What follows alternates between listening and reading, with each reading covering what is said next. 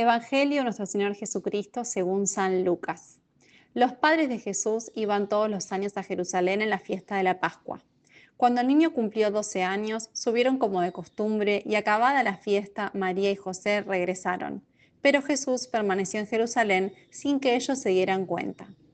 Creyendo que estaba en la caravana, caminaron todo un día y después comenzaron a buscarlo entre los parientes y conocidos. Como no lo encontraron, volvieron a Jerusalén en busca de él. Al tercer día, lo hallaron en el templo en medio de los doctores de la ley, escuchándolos y haciéndoles preguntas. Y todos los que lo oían estaban asombrados de su inteligencia y de sus respuestas. Al verlo, sus padres quedaron maravillados y su madre le dijo: «Hijo mío, ¿por qué nos has hecho esto? Piensa que tu padre y yo te buscábamos angustiados». Jesús les respondió: «¿Por qué me buscaban? ¿No sabían que yo debo ocuparme de los asuntos de mi Padre?». Ellos no entendieron lo que les decía. Él regresó con sus padres a Nazaret y vivía sujeto a ellos. Su madre conservaba estas cosas en su corazón.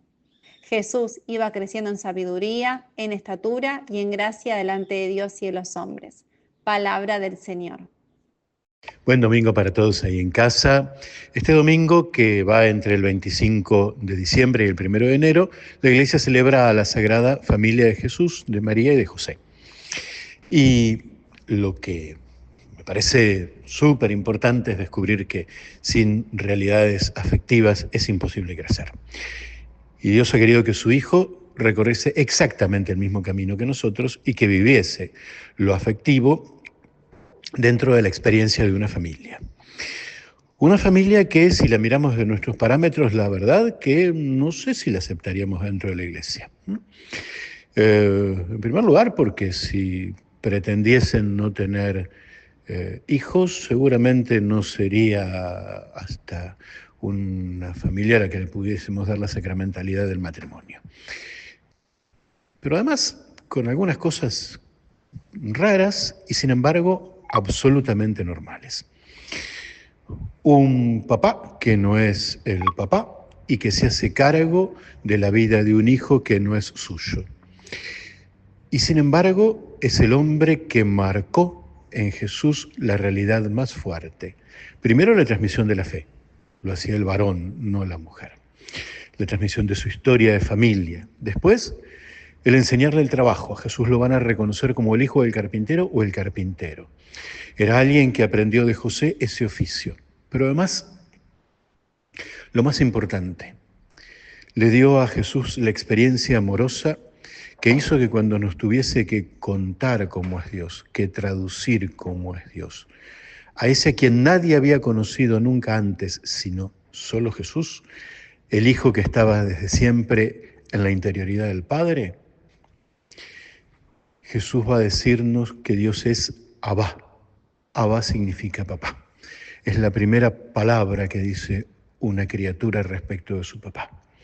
Eso lo aprendió Jesús de José. Y entendió de verdad que era un modo de vivir la vida de una familia. Aprendió el respeto y el cuidado de lo femenino todo el tiempo. Esas delicadezas que va a tener Jesús tienen que ver con ese aprendizaje que hizo de José. Pero aprendió también de María lo que significa la realidad de la casa y lo que significa construir desde lo afectivo. Es ella quien habilitó esa experiencia amorosa entre Jesús y José. Es ella la que construyó ese vínculo entre su hijo y quien era su esposo.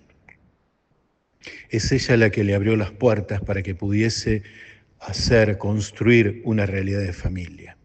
Por eso Jesús, cuando nos va a decir cuál es su mandamiento, el mandamiento más claro es este, el del amor. No hay otro mandamiento más fuerte que ese.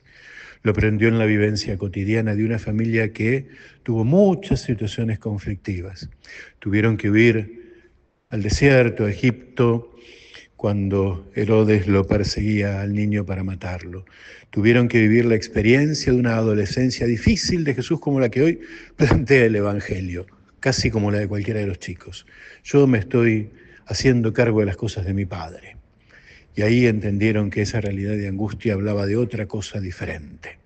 Hablaba de esa realidad de Jesús que se unía a la experiencia de ser redentor, de ser salvador, y la asumía como su tarea. Por eso me parece bien que los modelitos de familia que a veces tenemos de la tele o de la vida no son los modelitos que aparecen en el Evangelio. Más bien, esta familia es sagrada precisamente porque tiene el misterio de Dios adentro. Y una familia va a ser sagrada siempre cuando la vinculación afectiva muestre el amor, que es la intimidad de Dios. Una familia va a ser sagrada siempre cuando en la convivencia los vínculos se den desde esa experiencia, de ir construyendo lo afectivo entre unos y otros.